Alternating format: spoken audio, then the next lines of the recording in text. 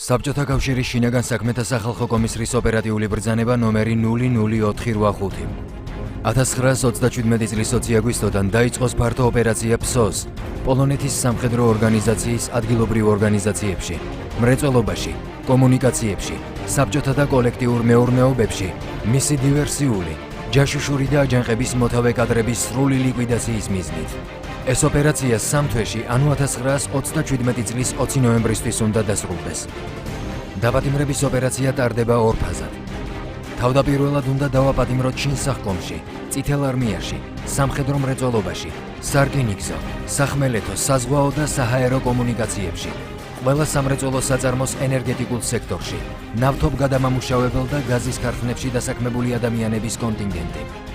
შემდეგ უნდა დავაპატიმროთ ყველა, ვინც ქვეყნის უსაფრთხოებისთვის უმნიშვნელო ინდუსტრიულ საწარმოებში, საბჭოთა და კოლექტიურ მეურნეობებში და ადმინისტრაციაში მუშაობს. პარალელურად დაიწყოს გამოძიებები. ძიების დროს უნდა მოვახდინოთ ზეწოლა, რათა მთლიანად გამოვააშკარაოთ დივერსიული ჯგუფების ორგანიზატორები და ხელმძღვანელები ქსელების აღმოჩენის მიზნით. დაუყოვნებლივ უნდა დავაკავოთ ჯაშუშები, მავნებლები და დაჭერილი ადამიანების დასმენის წყალობით აღმოჩენილი დივერსიული ჯგუფები. გამოძიების საწარმოებლად გამოიყოს ოპერატიული აგენტების სპეციალური ჯგუფი. გამოძიების მიხედვით დაკავებული ადამიანების კვალიფიკაცია მოხდეს ორ კატეგორიად. პირველი კატეგორია, რომელსაც ეკუთვნის პოლონური ჯაშუშური, დივერსიული, საბოტაჟის და აჯანყების მოთავეთა ქსელი, უნდა დაიხვრიტოს. მეორე კატეგორია, მათ შორის ნაკლებად აქტიური, ექვემდებარება 5-დან 10 წლამდე ვადით ციხეში ან ბანაკში ჩასმას. საბჭოთა კავშირის შინაგან საქმეთა სახალხო კომისარი, სახელმწიფო უშიშროების გენერალური კომისარი ეჟოვი, მოსკოვი, 1927 წლის 11 აგვისტო. ფილმში ნაჩვენები იქნება თუ როგორ მჭიდროდ იყო ერთმანეთთან დაკავშირებული პოსტსაბჭოთა პერიოდში საქართველოსა და პოლონეთის ბედი. გაეცემა პასუხი კითხვას, თუ რატომ იჩენდა სტალინი პოლონელების მიმართ განსაკუთრებულ უნდობლობას. რუსეთის 1917 წლის რევოლუციის შემდეგ იმპერიის შემადგენლობაში შემავალერებს თავისუფლებისა და დამოუკიდებლობის იმედი გაუჩნდათ. 1918 წლის 26 მაისს თბილისში მეფისნაცვლის სასახლის დარბაზში საქართველოს ეროვნულმა საბჭომ მიიღო საქართველოს დამოუკიდებლობის აქტი, რომლის თანახმადაც საქართველოს სრულუფლებიან დამოუკიდებელ სახელმწიფოდ გამოცხადდა. 6 თვეში იმავე წლის 11 ნოემბერს 125 წლიანი ტყვეობის შემდეგ დამოუკიდებლობა პოლონეთმაც მოიპოვა.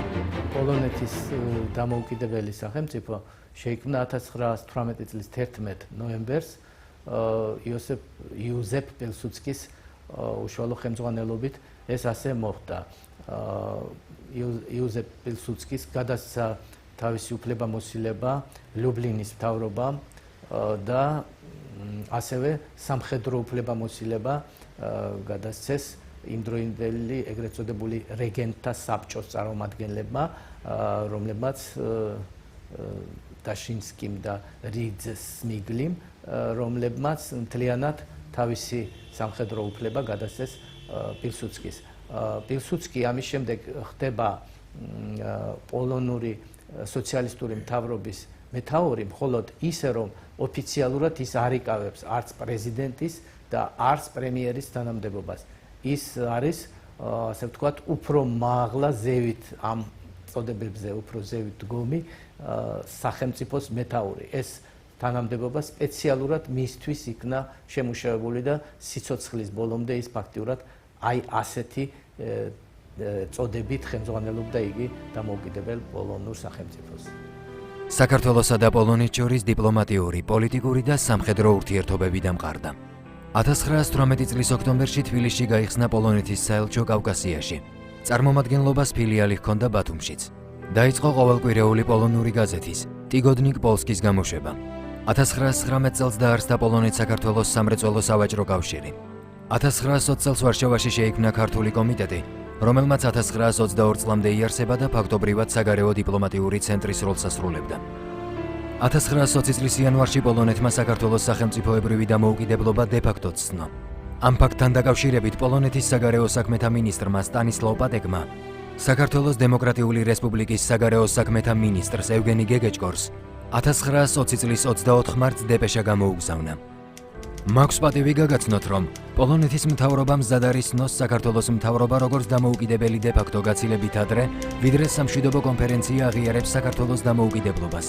პოლონეთის მთავრობა გამოსთქვამს ღრმა რწმენას, რომ ორივე სახელმწიფოს საერთო ინტერესები, ისევე როგორც ურთიერთსიმპათიები, ხელს შეუწყობს უახლოეს მომავალში საქართველოსა და პოლონეთს შორის მეგობრული კავშირების განმტკიცებას.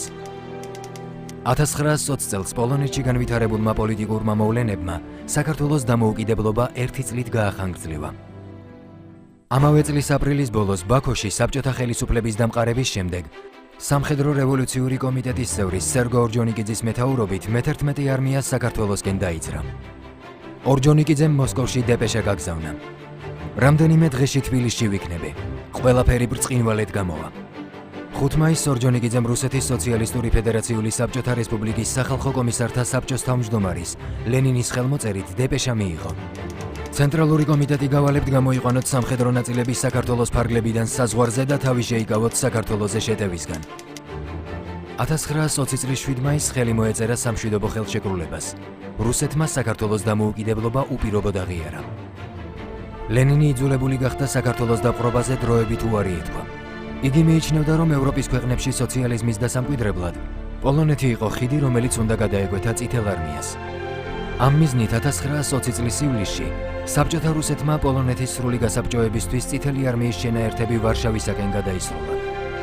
ოპერაციას ბოლშევიკის სარდალი მიხეილ ტუხაჩევსკი და კავალერისტი ბუდიონი ხელმძღვანელობდნენ.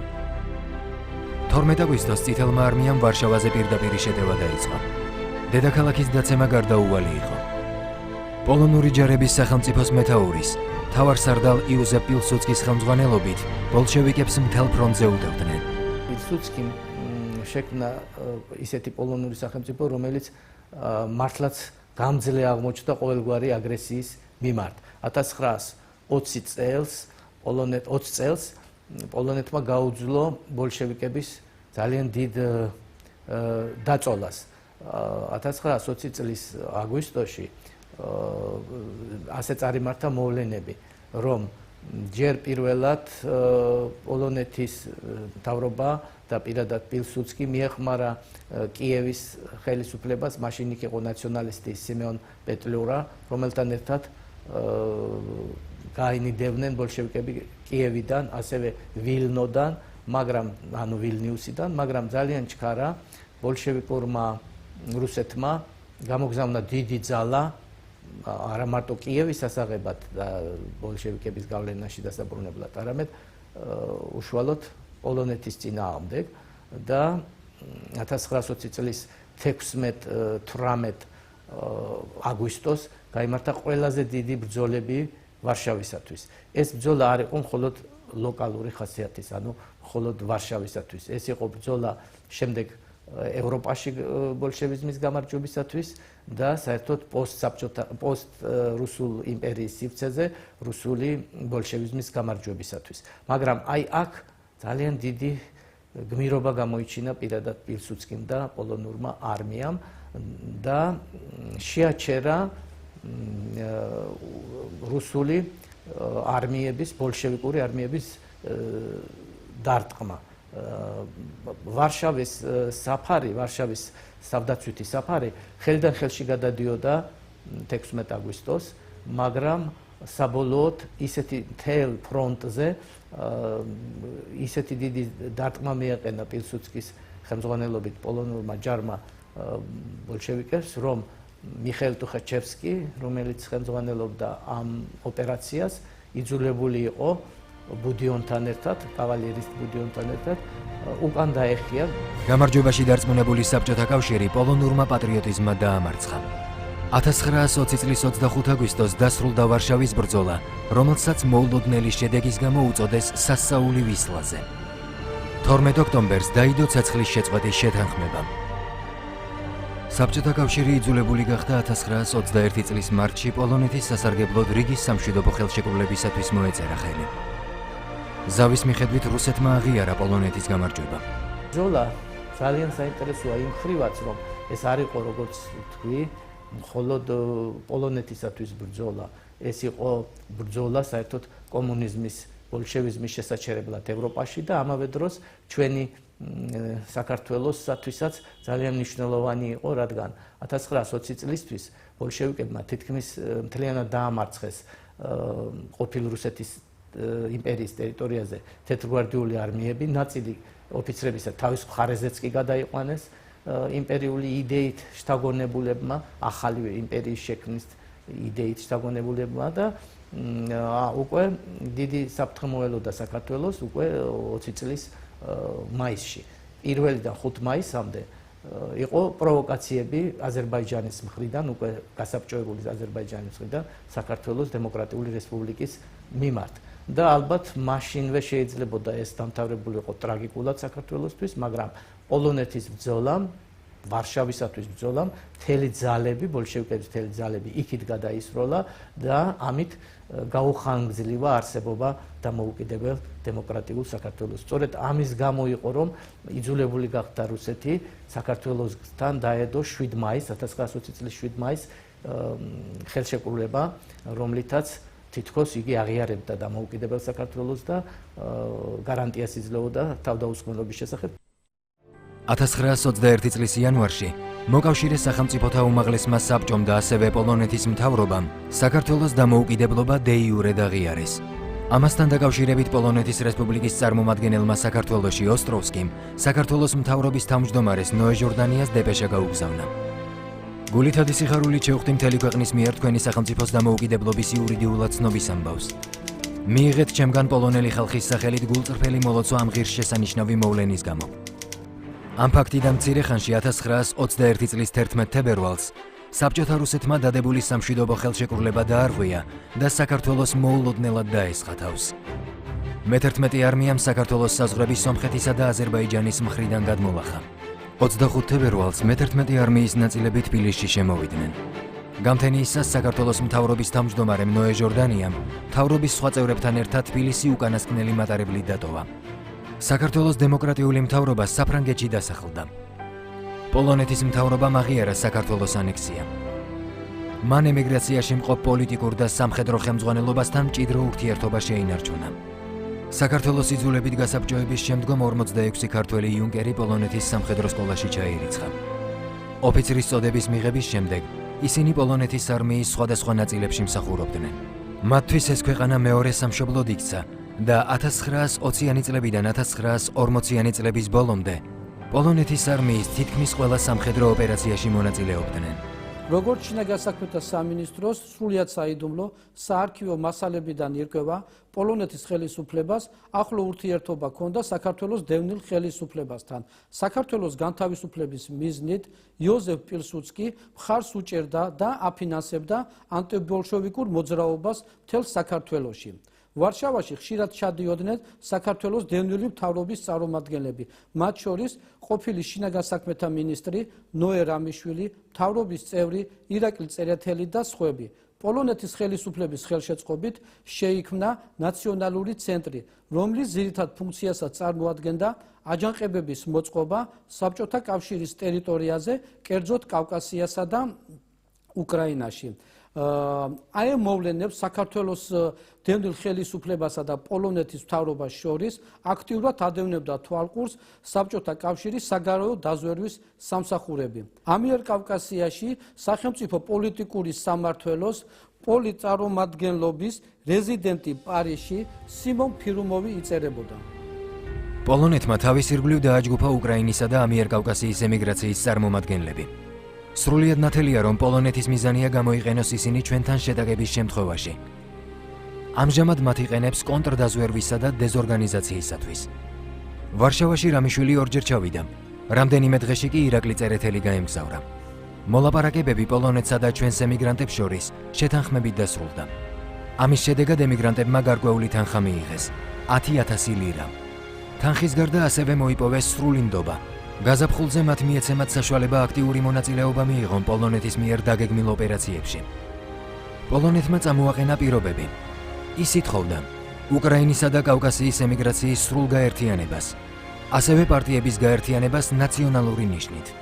ასეთ ნაციონალურ ცენტრებს ჩვენ საზღვრებთან საქმიანობისთვის მატერიალურ დახმარებას დაჰპირდა.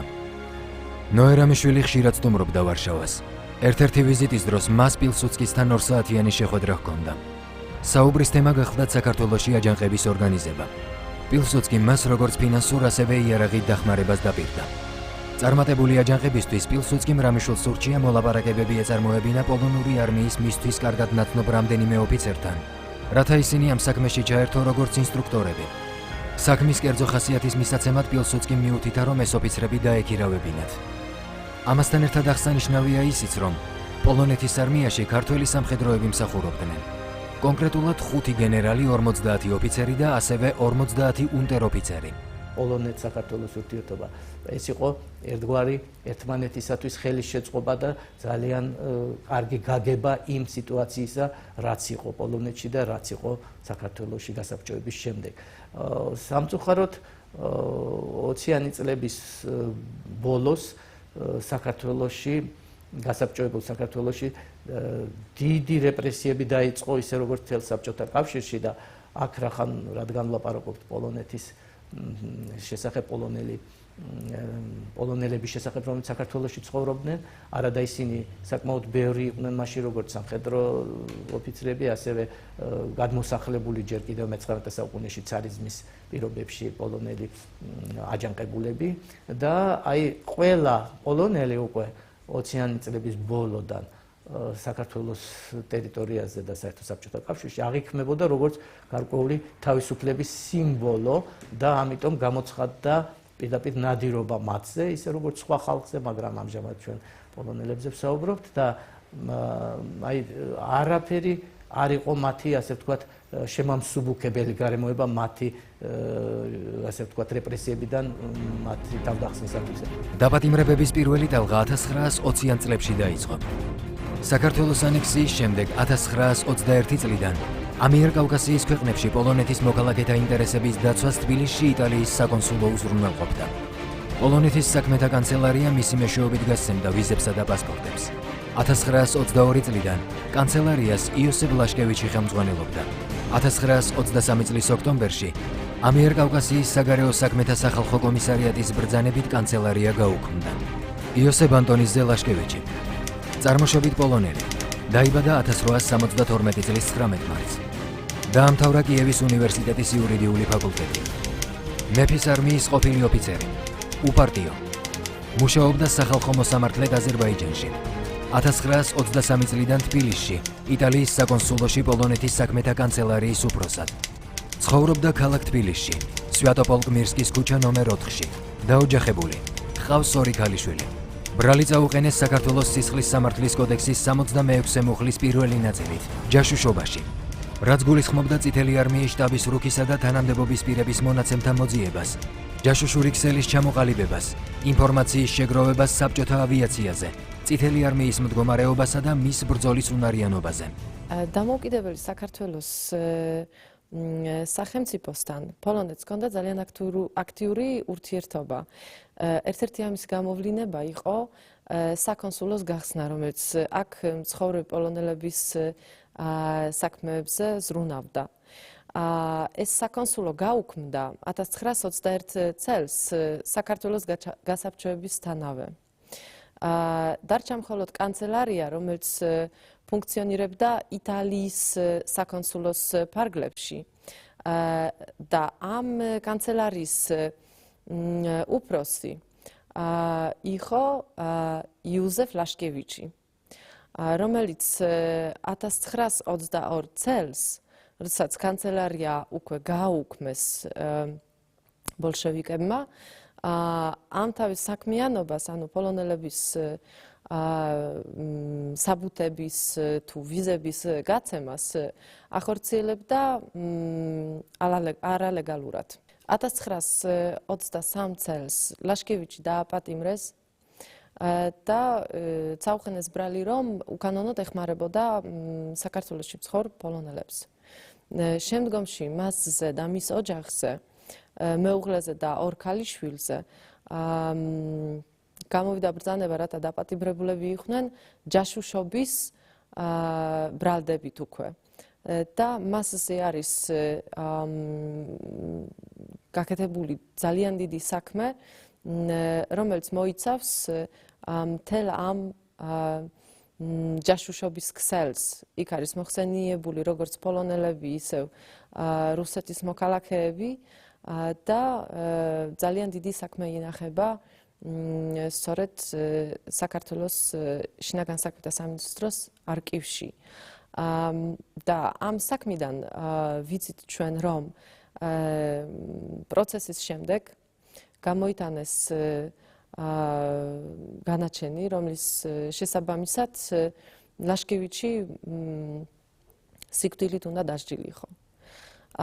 თუმცა ეს არ შესრულდა, ვინაიდან 1926 წელს ლაშკევიჩი გაცვალეს პოლონელ რევოლუციონისტებზე და იგი თავის ოჯახთან ერთად მშვიდობიანად დაბრუნდა პოლონეთში. გაიშიფრა იმ პირთა სქემა, რომლებსაც ლაშკევიჩთან ჰქონდათ კონტაქტი. დაპატიმრების ორდერი 20-ზე მეტ პიროვნებაზე გაიცა. 1927 წელს მთელ საბჭოთა კავშირში მასობრივი რეპრესიების ახალი ტალღა დაიწყო. საბჭოთა კავშირი უნდა განწმენდილიყო მრავალრიცხოვანი ჯაშუშურ ტერორისტული ელემენტებისგან. რეპრესიებს უამრავი საბჭოთა მოქალაქე ემსხვერპლა. სტალინს კომუნისტური პარტიის გენერალურ მდივანს, რომელიც 1920 წელს რუსეთის საბჭოთა სოციალისტურ ფედერაციული რესპუბლიკის ეროვნებათა საქმეების სახალხო კომისარი იყო, არ დავიწყებია ვარშავის ბრძოლაში წითელი არმიის მარცხით გამოწვეული სირცხველი. ამის გამო იგი პოლონელების მიმართ განსაკუთრებულ უნდობლობას იჩენდა. 1927 წლის ივნისში რუსეთის კომპარტიის ბოლშევიკთა ცეკას პლენუმზე საბჭოთა კავშირის შინაგან საქმეთა კომისარმა ნიკოლაი ეჟოვმა განაცხადა, რომ PSOM პოლონეთის სამხედრო ორგანიზაციამ შეაღწია საბჭოთა სადაზვერვო და კონტრდაზვერვის სამსახურების ორგანოებში. იმავე წელს შინსახკომმა დაიწყო პოლონელთა საყოველთაო რეპრესიები. 11 აგვისტოს ეჟოვმა ხელი მოაწერა ოპერატიულ ბრძანებას ნომერი 0085, რომელიც საბჭოთა კავშირში პოლონური ჯაშუშური ქსელის ტოტალურ ლიკვიდაციას ითვალისწინებდა. საქმეს პოლონური ოპერაცია ეწოდა. პოლონური სამხედრო ორგანიზაცია PSO იუზეფ პილსუდსკიმ 1915 წელს დააარსა. 1918-1920 წლებში მას დაევალა დაზვერვითი საქმიანობა იმ ტერიტორიებზე, სადაც სამოქალაქო ომი მძვინვარებდა, ძირითადად უკრაინაში. მიუხედავად იმისა, რომ პოლონურმა სამხედრო ორგანიზაციამ PSOM საქმიანობა 1921 წელს შეწყვიტა, პოლონელთა უმრავლესობა ყალბი ბრალდებით დააკავეს, თითქოს ისინი PSOS წევრები იყვნენ. მათ სასიკვდილო განაჩენი გამოუტანეს და დახვრიტეს.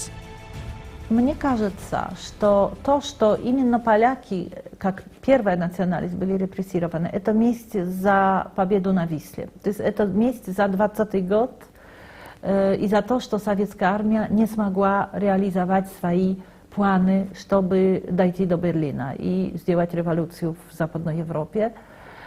Наша армия в этом им помешала. Наша армия победила, но я хочу сказать, что это была очень молодая армия, которая составные части были из разных стран раньше, которые разделили Польшу. И призывники — это был польский народ. То есть это были рабочие крестьяне, можно сказать, которые абсолютно не поверили ни в какие лозунги большевиков о освобождении, о классовой борьбе и так далее. Они защищали свою родину и ее защитили эффективно. И я думаю, что это был страшный удар по советской, тогда молодой советской власти, потому что это была единственная война тогда, которую они проиграли. პოლონელებმა სტალინის ტერორი სრულად გამოსცადეს. პოლონური ოპერაციის ფარგლებში რეპრესიები შეეხო როგორც პარტიის ხელმძღვანელებს, ისე უბრალო მოქალაქეებს, მუშებს, გლეხებს. იმ პირებსაც, რომლებიც ეთნიკურად პოლონელები არ იყვნენ, მაგრამ კავშირი ჰქონდათ დაპატიმრებულებთან. საბჭოთა სადამსჯელო მანქანა არ ინდობდა არავის, მათ შორის ქალებსაც. საქართველოში ეგრეთ წოდებულმა სამეულმა 1927-38 წლებში 163 ქალს მიუსაჯეს სასჯელის უმაღლესი ზომა დახვრეტა. მათ შორის 10 ეროვნებით პოლონელი იყო. ელენა კონსტანტინესასული შოტი.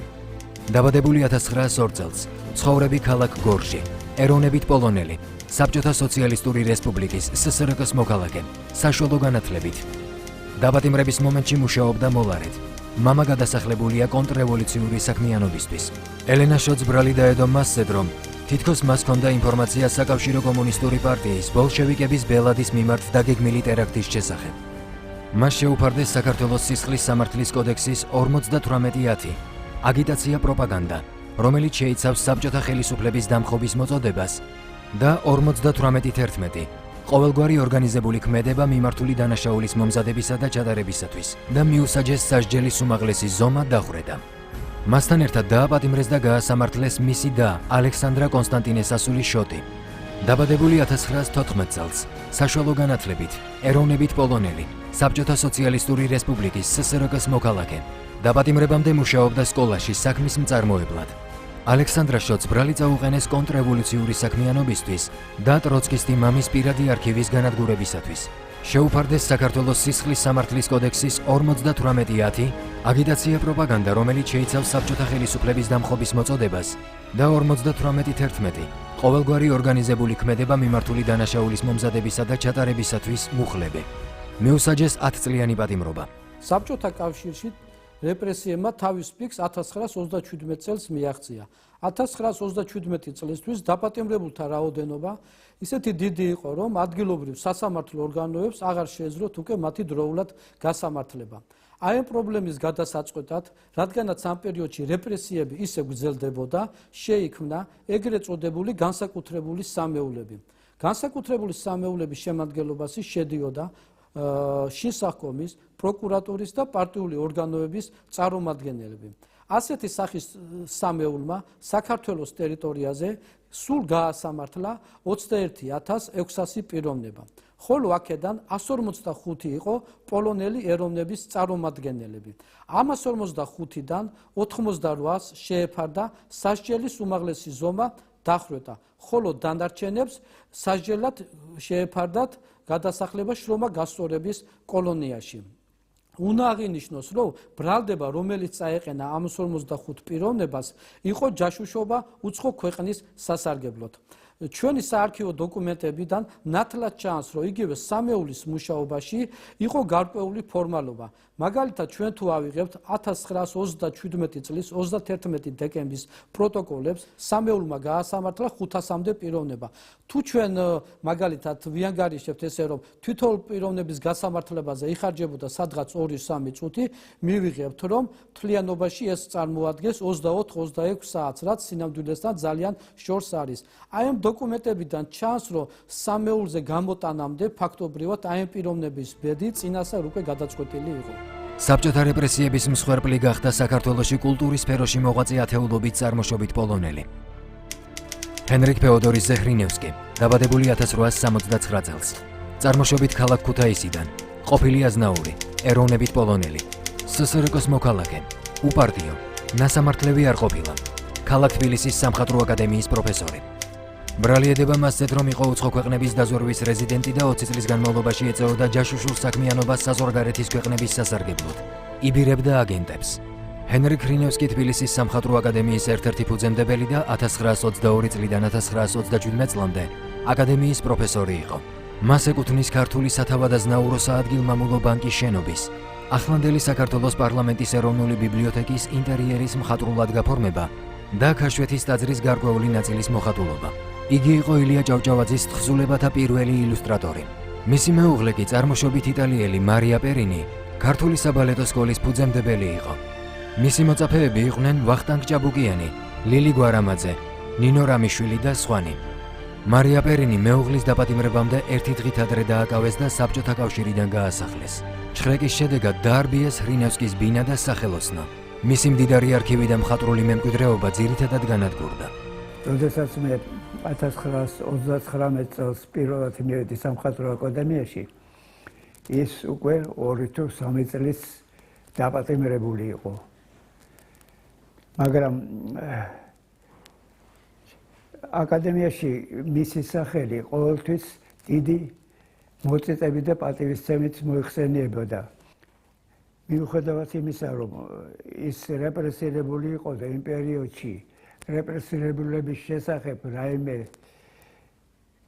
კარგი ხმა ცოტა სახიფათო იყო, აკადემიის კოლექტივში ის ისევ მოიხსენიებოდა, როგორც იმ პერიოდში, როდესაც ის აკადემიაში მოღვაწეობდა. არანაირი რაიმე დამამცირებელი იარლიკები მის მიმართ არ ყოფილა. ეს რა თქმა უნდა აიხსნებოდა პირველ რიგში იმით, რომ ის როგორც მე მისი მონსტრე სტუდენტებისგან ვიცოდი, ის იყო უაღრესად კეთილშობილი, მაღალი პროფესიონალური ცოდნის პატრონი და კეთილი ადამიანი. ეს დაპატიმრება ცხადია იყო იმ დიდი რეპრესიების ტალღის ერთ-ერთი შემადგენელი ნაწილი. რა უნდა ყოფილიყო მისი დაპატიმრების საბაბი, ეს მხოლოდ ჩემი პირადი მოსაზრებით შემიძლია ვთქვა, რომ ჯერ ერთი ის თვით იყო პოლონური წარმოშობის და მას მეუღლე ყავდა იტალიელი. ამიტომ ადვილი შესაძლებელი იყო, რომ მასთვის მიეკერებინათ ბრალდება უცხოეთის აგენტის ან ესეთი რამ.